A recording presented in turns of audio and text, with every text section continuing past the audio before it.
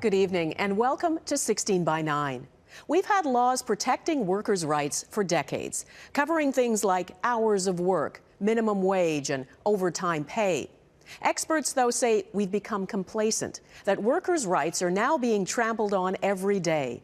And as a joint investigation by 16 by 9 and the Toronto Star reveals, inadequate government enforcement means there's almost no chance employers who exploit their workers will get caught. Here's Robert Cribb.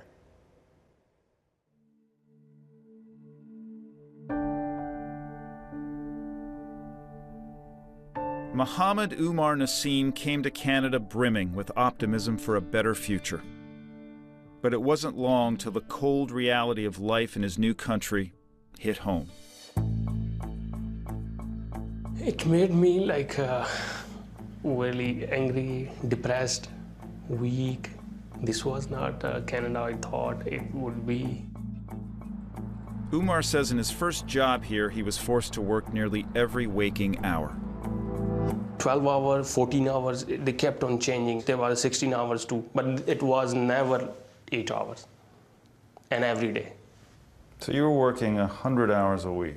More than that even, I think. How is that even possible? That's what everybody told me. I had to work there. His story may seem hard to believe, but exploitation of workers has become something of a cottage industry in Canada. Workers who prepare our food, sell us gas, and wash our dishes are having their rights trampled every single day. The erosions of rights that we're seeing are something that happen on quite a widespread basis, but the workers who are most vulnerable are workers who are in what we characterize as precarious employment. Work that is low paid, part-time, temporary agency work, migrant work, being asked to do excessive amounts of overtime, not being paid for overtime. It's resulting in real human suffering on a daily basis. Over time, the labor laws that took decades for workers to win have been whittled away to the point where huge numbers of people are now vulnerable to exploitation. Right now in Ontario, about 40% of jobs are non-standard, precarious forms of employment. 40%? 40%. It's remarkable. It is, and yet that is becoming the norm for many, many people in our society. That underclass of vulnerable workers is growing, and even highly educated people are at risk. Umar earned a master's degree in automotive engineering from the University of Windsor in 2009. He got nearly perfect grades, literally the poster boy in the university's marketing materials. My dream was like one day I'm gonna be designing the cars and I'm gonna settle down in Canada. Just gonna live a happy life as everybody else seems to live. It didn't work out that way for you. Yes, at that time, automotive industry was facing a huge recession. So he had to settle for whatever he could get. I got a reference for a job at Petro-Canada. Gas station? Gas station, yes. It's not exactly the dream. No, it wasn't at all. Right away, Umar says his new boss took advantage of his desperation for work and his lack of knowledge of Canadian labor laws. Initial job interview, he specifically told me that you could not get overtime, but you would have to work longer hours. Your availability should be 24/7, and there is no overtime, nothing. What was your level of knowledge about Canadian labor law? Nothing. I knew nothing at all. By law, an employee should be earning time and a half for working anything more than 8 hours a day. But Umar says he was working lots of overtime hours and was only paid his regular hourly wage of $9.50 an hour. The way I took it is like it's a company policy and nobody gets overtime. I did not know like there is a law supporting that thing. Umar went back to Pakistan after his one-year student work permit expired. His boss hired him back as a temporary foreign worker to be a manager in 2011 and gave him a raise. Umar says he was still working long hours, but as a manager now he wasn't being paid at all for anything more than 8 hours a day. Averagely 14 to 15 hours. I was paid for only 8 hours. I was like so confused and so tired. I worked like 200 some plus hours and I see paycheck with 88 hours. At some point, surely you must have understood that you're being exploited. Yeah. Why did you continue to stay there? Because my work permit required me to work for Petro-Canada. Umar was trapped because the temporary foreign worker program ties workers to one employer. And Umar says when he complained, his boss started making threats. Several times he mentioned me that if you complained and Petro-Canada fired you, you could be deported. They're not idle fears. They're frequently threatened with deportation if they complain about their rights. Often the response is that the worker is fired. So you can see how those restraints on their rights make it very difficult to resist unfair treatment when they face it. Not all of Umar's colleagues at Petro-Canada were foreign workers, but Umar says his boss mostly hired newcomers to Canada. He says that's because his boss knew they'd be easy to control. His name was Shoaib Khan. Khan came from Pakistan too, so he was very familiar with the challenges faced by immigrants. They need jobs and they don't know the laws, they don't know anything. They have a language problem too. Mr. Khan, he told me that due to my skin color and background, it was going to be almost impossible for me to get another job. Finally, in 2014, Umar was granted permanent residency and didn't have to stay at Petro-Canada to stay in the country. So, he gathered up his courage and confronted his boss. What's the point of coming to Canada? What's the point of having master's degrees and high grades and everything if this guy, he gonna keep exploiting me? Umar wasn't deported, but he says he was fired. I worked really hard for this guy. But what I realized, they are businessmen. They don't have, maybe they don't have heart, but they just care about money.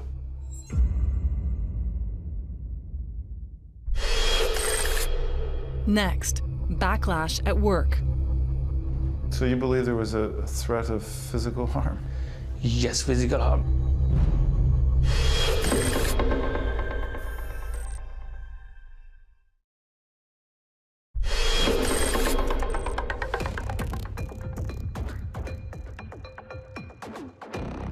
This is Shoaib Khan. He has managed to build a successful business, running 12 Petro-Canada franchises in the Greater Toronto area. But one of his former employees, Mohammed Umar Nassim, says it's all been built on exploiting vulnerable workers like him. I thought Canada had laws, impartiality, fairness. I was surprised with this kind of behavior. Umar claims Khan forced him to work more than 100 hours a week and didn't pay him for thousands of hours of overtime. So he got a lawyer.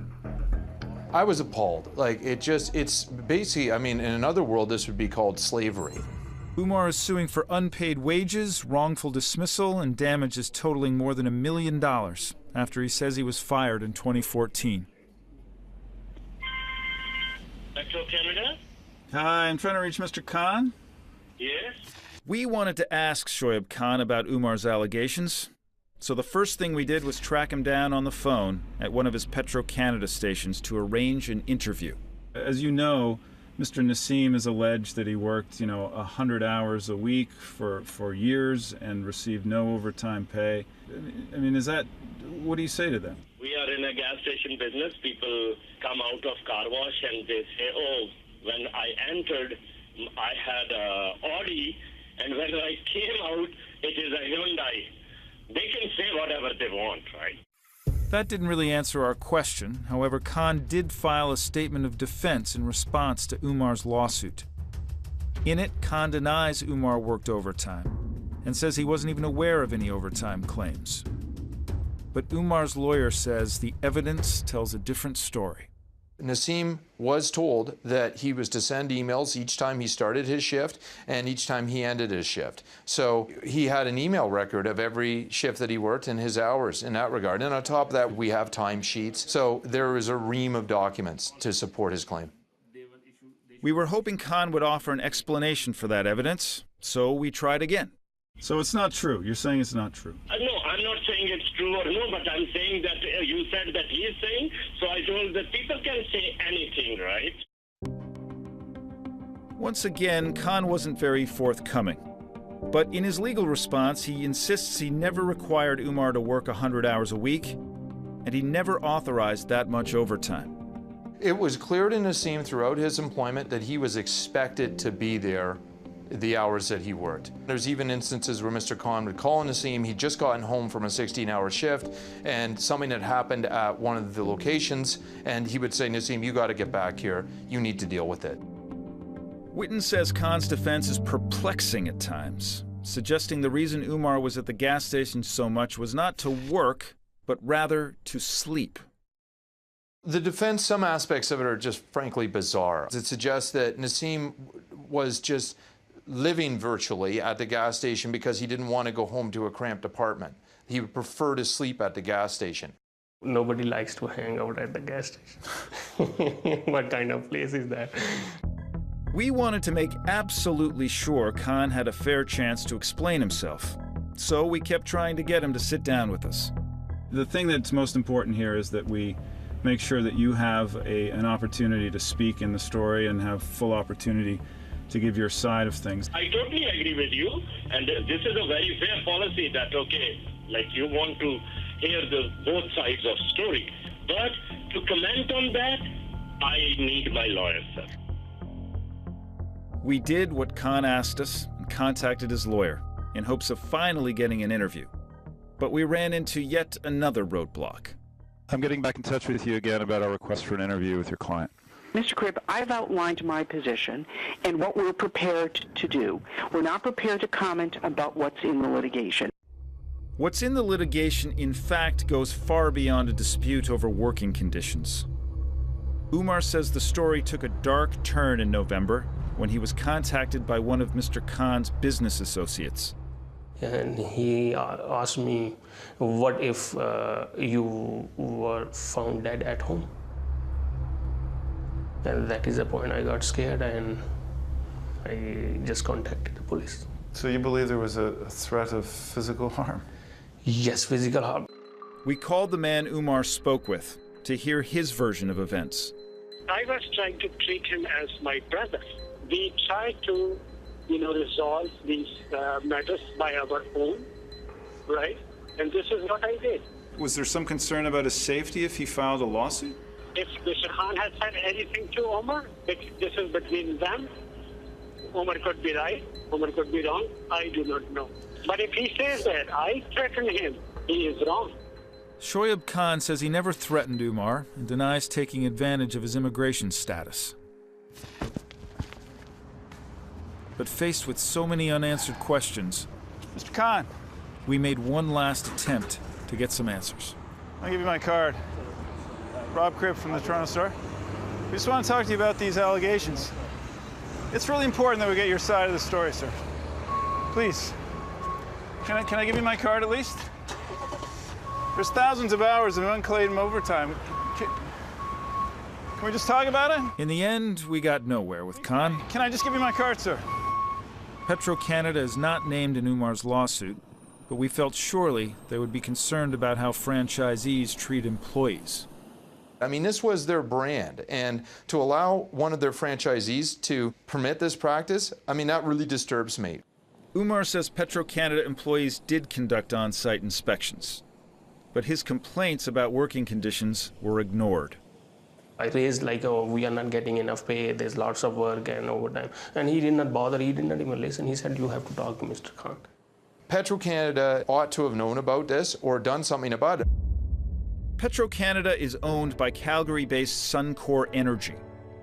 16 by 9 contacted Suncor to ask about the allegations against Shoaib Khan, but our interview request was declined.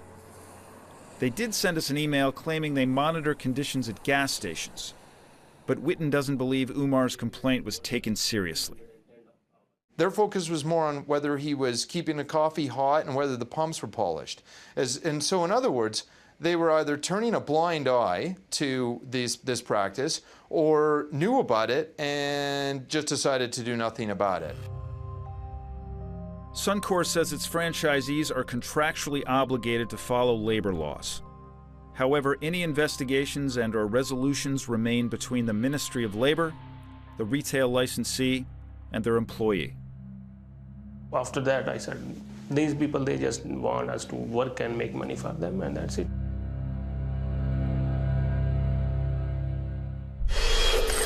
Next, nowhere to turn for help. Kind of feeling like we are slaves, like he's a king. We can't go against him.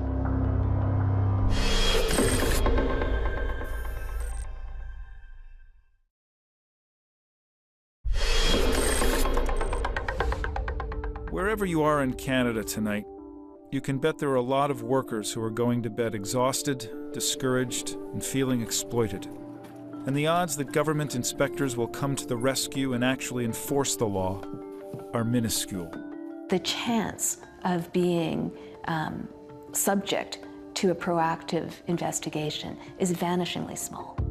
Even when an employer is caught breaking the law, they often get away with a slap on the wrist. And I was like, how come this thing is going on in Canada? Mohammed Umar Nassim says his boss, Shoaib Khan, forced him to work thousands of hours of overtime that he never got paid for, and threatened to fire him if he complained. My life was whole Mr. Khan's business, Petro-Canada. Mr. Khan runs 12 Petro-Canada gas station franchises. On February 13, 2013, his company was fined for violating the law covering statutory holiday pay. That illegal act resulted in nothing more than a $360 fine. And that very same day, Umar's timesheet shows he worked 16 hours, and he says he was only paid for 8, something Khan denies. We were like kind of feeling like we are slaves, like he's a king. We can't go against him. The problem is, most provinces rely almost completely on complaints from the very people being exploited. The onus for enforcing lies overwhelmingly on the most vulnerable people in the system. Which means it doesn't happen. Which means it doesn't happen. Take the case of Ontario, a province with nearly 450,000 employers and only 40 proactive enforcement officers. Those officers did a total of 2,477 unannounced inspections last year. At that rate, it would take them 181 years to inspect every employer. So it shouldn't be surprising that labor violations happen all the time. When the government engages in proactive enforcement, what you see is they discover widespread noncompliance. Lawyer Faye Faraday says the results of inspections in other provinces have been in line with the startling number of labor violations uncovered in Ontario. Last year, Ontario Ministry of Labor did a blitz, precarious workplaces. 304 inspections, 232 non-compliant. Recovered over $361,000. In the blitzes that they've done since 2012, the rate of non-compliance is between 70 and 80%. That's a serious problem. Ontario's Minister of Labour, Kevin Flynn, is responsible for addressing that problem. So we put the question to him. Nearly 80% of the workplaces they visited had some form of violation. That's extraordinary. Was that surprising to you? It was surprising and disappointing at the same time. 80% isn't a tolerable number and shouldn't be tolerable for anybody in this province. You have 40 proactive enforcement officers. Is that enough? Is 40 people enough?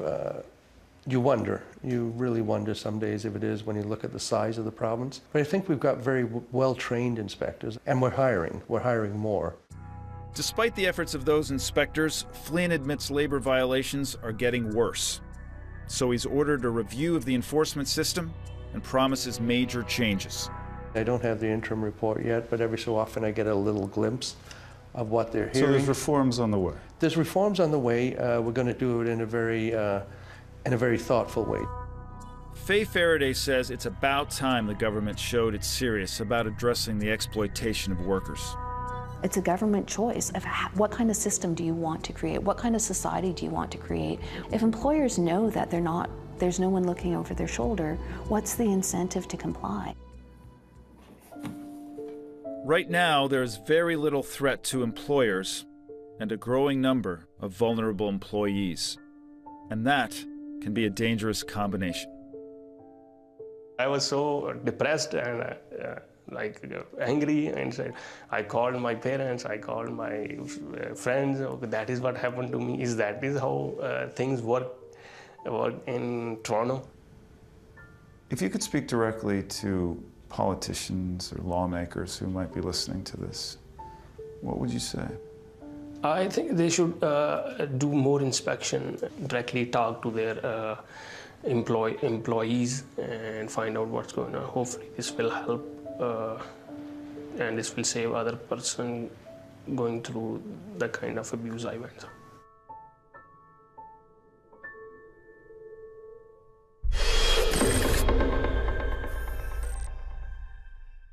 Resulting in real human suffering on a daily basis. Over time, the labor laws that took decades for workers to win have been whittled away to the point where huge numbers of people are now vulnerable to exploitation. Right now in Ontario, about 40% of jobs are non-standard, precarious forms of employment. 40%? 40%. It's remarkable. It is, and yet that is becoming the norm for many, many people in our society. That underclass of vulnerable workers is growing, and even highly educated people are at risk. Umar earned a master's degree in automotive engineering from the University of Windsor. Mohammed Umar Nassim came to Canada brimming with optimism for a better future. But it wasn't long till the cold reality of life in his new country hit home. It made me really angry, depressed, weak. This was not Canada I thought it would be. Umar says in his first job here, he was forced to work nearly every waking hour. 12 hours, 14 hours, they kept on changing. There were 16 hours too, but it was never 8 hours, and every day. So you were working 100 hours a week? More than that even, I think. How is that even?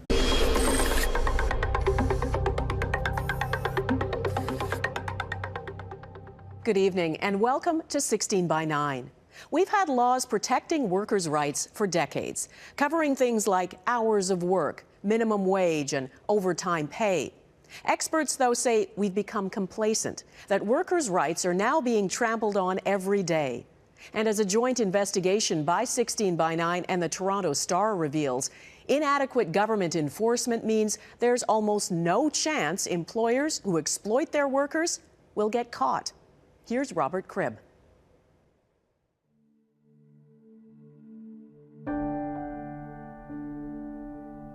Possible. That's what everybody told me. I had to work there.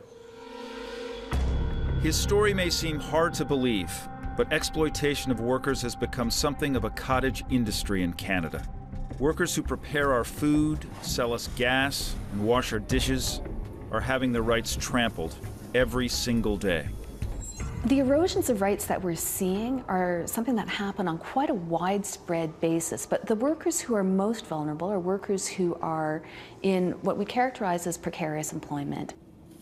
Work that is low paid, part-time, temporary agency work, migrant work, being asked to do excessive amounts of overtime, not being paid for overtime. In 2009, he got nearly perfect grades, literally the poster boy in the university's marketing materials. My dream was one day I'm gonna be designing the cars and I'm gonna settle down in Canada. Just gonna live a happy life as everybody else seems to live. It didn't work out that way for you. Yes, at that time, automotive industry was facing a huge recession. So he had to settle for whatever he could get. I got a reference for a job at Petro-Canada. Gas station? Gas station, yes. It's not exactly the dream. No.